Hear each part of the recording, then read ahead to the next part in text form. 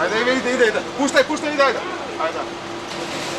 Уапсена Катица Јанева, мирното скопско утро, најава за мирен ден, беше се освен тоа.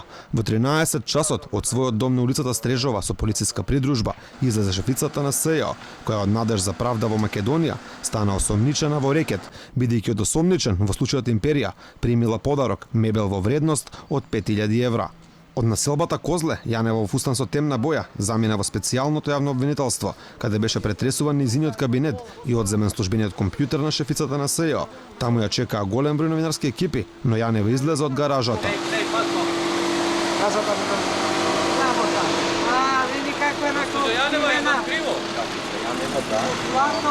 По нешто повеќе од 1 час минат во својата канцеларија, Јанева со полициска придружба се врати во својот дом, каде исто така имаше претрес, а одземен и беше мебелот кој го добила како подарок.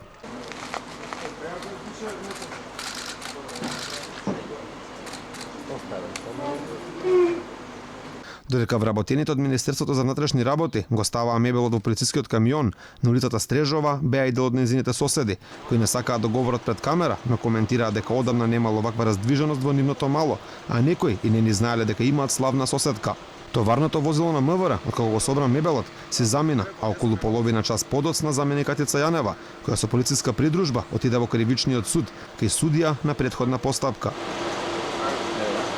Ајде. Пуштай, ајде. Пред кривичниот суд медиумите немаа шанса да ја видат Јанева, која со автомобил влезе во гаражата.